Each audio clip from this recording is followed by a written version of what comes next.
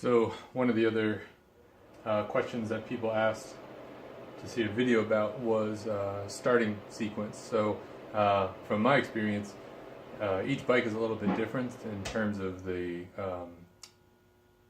combination of things to change and look for and adjust or change positions on, I guess is a better way to look at it. But each one starts out about the same for us. So what we normally do is we'll turn on the petcocks so that fuel starts to flow. And then we like to give them a tickle. So usually about 3, 1 1000, 2 1000, 3 1000. Okay. When you're using your Kickstarter, one of the big things to remember is that there's an engagement point. So here nothing is touching between the segment for the Kickstarter and the idler gear, which engages the input shaft. When you pull it down, you'll see all of a sudden you hit kind of a stopping point. That's where you want to start your kick from. You don't want to start from way up here and whack down onto that, because then you end up chipping your segment and you have to disassemble the transmission in order to replace that segment.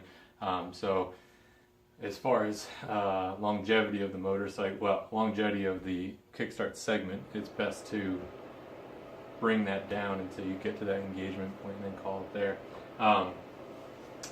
The ignition key goes straight down. Typically, if you have a battery installed, you'll see your neutral and your charging light come on. That lets you know that hopefully everything is in contact in the ignition switch and you're good to go. Usually what I normally do with the first kick is I don't move the throttle position at all, and I listen to hear if there's going to be a pop. If there's a pop, then I'll usually give it 1 or 2 more kicks to see if it'll start from there. If it does, awesome. If it doesn't, I'll usually move the throttle position a little bit to open up the slides slightly, and I will continue to come from there, opening the throttle a little bit as I go, just to see where that starting point is and that if I need to adjust it. So you shouldn't really have to open the carburetor like all the way, but some cases you do. You may need to adjust something in the carburation if that's the case. Usually when I start it, I'll give it a couple of good kind of raps on the throttle just to keep things or to get things moving, and then you should be able to come down and idle comfortably with no problem. So we'll give it a try. Also, if you can get yourself a little step, those are nice. Sometimes I'll find if there's passenger pegs, I'll stand on the passenger peg and kick with my left foot. Some folks will stand on the cylinders. That's totally cool. I've done that.